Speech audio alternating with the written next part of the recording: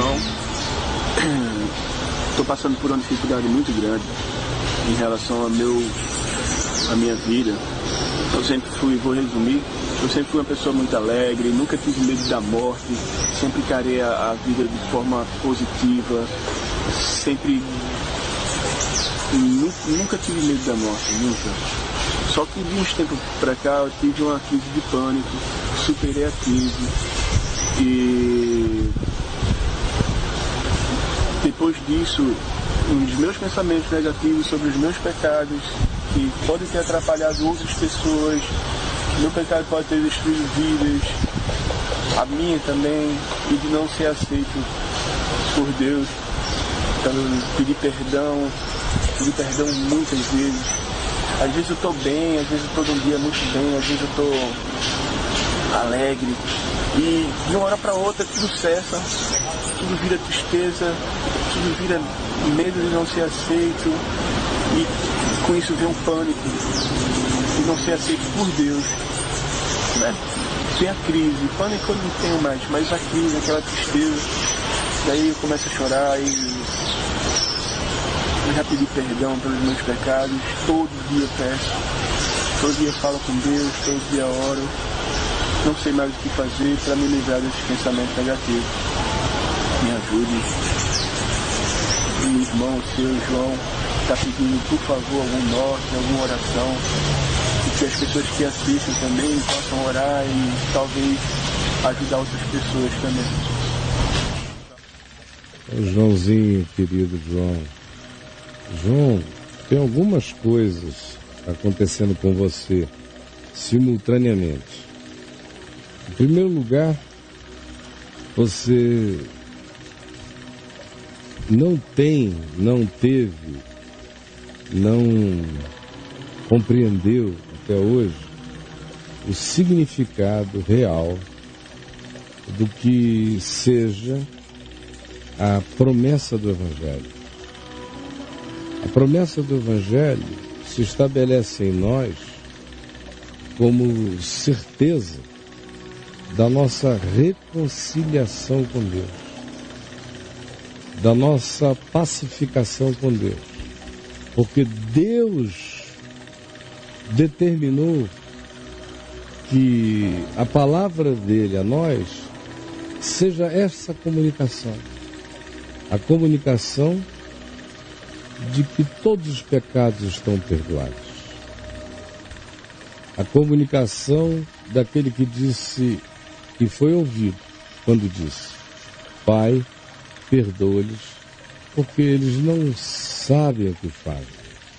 No que foi atendido em meio às coisas que sofreu. Ele foi. Você não tomou posse da certeza de que todos os seus pecados estão perdoados. Pecados passados, presentes e futuros. Você não tomou posse disso pela fé.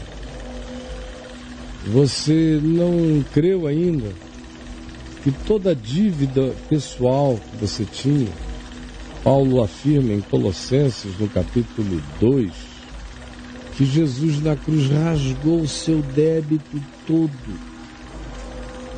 e esfregou na cara dos principados e potestades: você não deve mais nada, está pago. Não é porque você se tornou um ente perfeito, é só porque o único perfeito te aperfeiçoou em graça, determinou que o amor dele é o que te veste, é o que te cobre, e que você pode se acolher, você pode se aceitar pacificadamente, se você crê que isso está feito em seu favor. O Evangelho entra na gente provocando essa convicção. Ora, essa convicção acaba com o tipo de depressão que você está sofrendo, que é uma segunda coisa. Pode ser que pela falta dessa pacificação, que só o Evangelho traz, você tenha sofrido algo que relativizou profundamente você, que fez você se encarar e perceber o volume imenso da sua relatividade e da sua pecaminosidade pessoal, Como você não conhecia o Evangelho, você só conhecia a religião e a religião é meritória, você se sentiu completamente sem méritos de justiça própria para continuar aquele diálogo que era o que fazia você se sentir superior a tudo, todos e não ter medo da morte.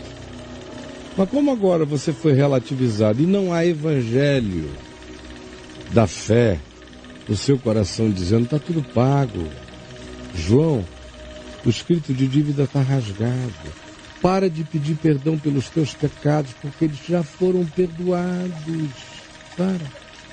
Você continua. Isso levou você a uma depressão e pior, fez a sua depressão se tornar fixada no tema da culpa. O que é extraordinariamente tendente a fazer e a deflagrar os piores processos mentais. O indivíduo vai ficando fixado, neurótico, culposo, sofre da neurose culposa, sobre a qual eu falo muito no meu site. Escreva lá, neurose. Você vai achar um monte de coisa sobre neurose culposa. O cara entra nesse processo e esse processo é ávido, é insaciável, ele suga a gente para dentro. O terceiro estágio foi você mergulhar na síndrome do pânico que você está sofrendo agora. Então, no mínimo essas três coisas, no mínimo essas, eu não estou com tempo para prosseguir, mas no mínimo essas são as mais importantes, você tem que tratar. Por isso eu peço que, para continuidade, você leia o meu site, mas leia mesmo, caifab.net. Escreva a palavra neurose, culpa, medo, morte. Vá lendo. Tem milhares de coisas para ler. Segunda coisa, você precisaria muito, meu filho, ler o meu livro No Divã de Deus. Agora são 3 em 1. 3 livros num único tomo. Você encontra na loja do site. Vá lá, pegue para você, consuma, leia e faça um contato, é a terceira coisa, com a minha irmã, com a Ana da Araújo. O e-mail dela vai aparecer aí para você. Anote o e-mail da Ana, faça contato com ela ainda hoje por esse e-mail, ela vai atender você pelo Skype, porque você está desesperado. E você precisa dessa ajuda humana próxima. No entanto, acalme seu coração. Isso é apenas algo que se criou como uma psicodinâmica culposa, religiosa, moral, se misturou com as culpas morais religiosas, com a sua relatividade vista, percebida, o que abismou você numa depressão que hoje encaminha você para um estado panicado. Foi nítido, está na sua cara que você entrou num estado panicado. Então procure essas 3 ajudas que eu sugeri. E faça isso hoje mesmo, comece agora. Insista, faça pela fé, não fique impressionado dizendo, eu estou fazendo e a sensação ainda não saiu. A sensação vai saindo. A gente vai vencendo a sensação levantando, trabalhando, sabendo que é só uma sensação. É que você está apavorado com a sensação, como 99% dos humanos ficam. Só uma pessoa que amadureceu na fé é que diz, não, isso é só uma sensação horrorosa, mas eu vou levantar e vou. Esses que reagem assim, a coisa vai descolando deles, vai descolando, a crosta anda com você um tempo, mas ela vai se despregando, porque você vai. Mas aquele que para, senta, deita e geme, esse, meu Deus, às vezes só sai daí no guindaste, porque a maioria se entrega às sensações. Somos seres de sensações. Mas aquele que conheceu o Evangelho, esse não é um homem de sensações. Esse anda pela determinação, pela consciência, pela deliberação da fé. Esse aprende a esperar contra a esperança. Esse não é movido a arrepios nem a boas emulações. Esse vara a tempestade. Esse atravessa a tribulação.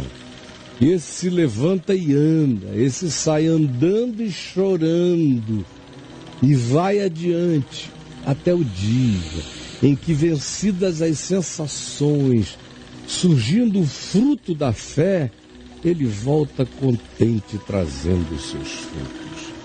Esse é o ensino psicológico da saúde espiritual, da fé, segundo o Evangelho. Quem tem ouvidos para ouvir, ouça.